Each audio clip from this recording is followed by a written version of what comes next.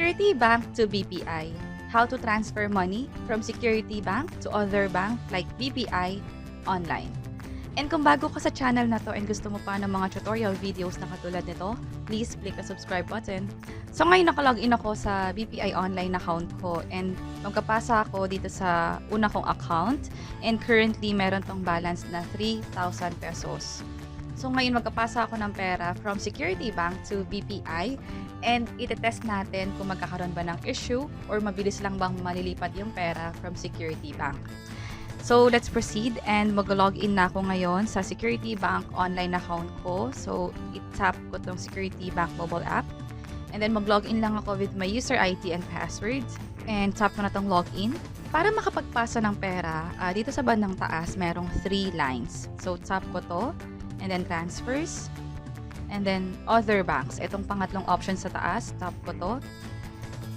And then, kukumpletihin ko lang yung mga information dito. Yung from, piliin ko lang yung account na panggagalingan ng pera.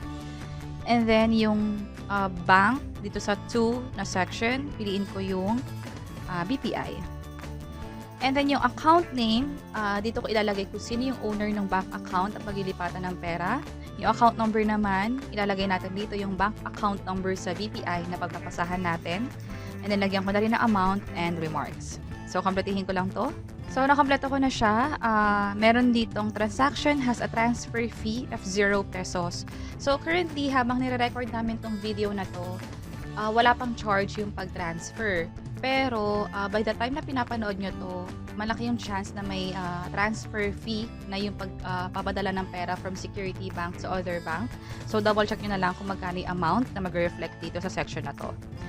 And then, on ko lang tong terms and conditions. And by the way, ang sabi dito is through InstaPay, makakapag-transfer tayo and yung maximum na pwede nating i-transfer is up to 50,000 pesos per transaction. So, okay na tayo dito and tap ko na tong submit. And i-enter ko lang yung code na may receive ko sa phone. And double check ko lang lahat ng information dito bago ko i-confirm. Maganda na i-confirm nyo or i-double check nyo talaga na tama yung account number na pinaglilipatan nyo ng pera. And tap ko na itong confirm. So, tama naman lahat including account name and yung amount. And ito na. So far, mukhang successful na yung pag-transfer. May na-receive na rin akong text about this transaction. And meron ditong reference number. Suggestion ko lang na lagi nyong i-take note or i-save yung reference number, transaction number, or confirmation number pag may ginagawa kayong transaction online. Just in case kasi na magkaroon ng issue like nabawasan yung pera nyo sa Security Bank pero hindi nag-reflect sa site ni BPI yung pera, pwede nyong i-report yun or ipa-investigate. And meron kayong proof, yung transaction reference number nga, na ginawa nyo nga yung transaction na yon. Or, pwede na rin i-take yung screenshot nito para kasabay na masisave yung reference number. So, ngayon, balik ako sa BPI online account ko. So, 3,000 kanina. And then, nag-expire. Mag-login lang ako. And ito na. So, nag-reflect na agad yung 3,100 na balance dito. Nadagdagan to ng 100 pesos kasi nga nagpasa ako ng pera from Security Bank. So, balik lang tayo sa Security Bank. I-save ko lang to as favorite para next time kung gusto ko man magpasa ulit ng pera dito, nakasave na siya sa list of banks na nakasave dito sa Security Bank. So, add to favorites tayo. And pakita ko lang very quick, kapag bumalik ako sa transfers ulit, balik tayo sa overview.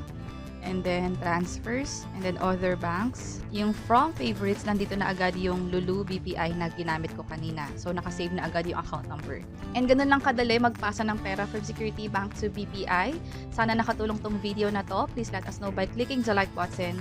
And kung may naisip kayong questions or topics na tingin nyo pwede namin i-share online, please let us know by providing a comment below. And ito pa yung mga videos na pwede nyo i-check online. I hope na makatulong to sa inyo. And this is Lulu from Invest Library. Until next time, bye-bye!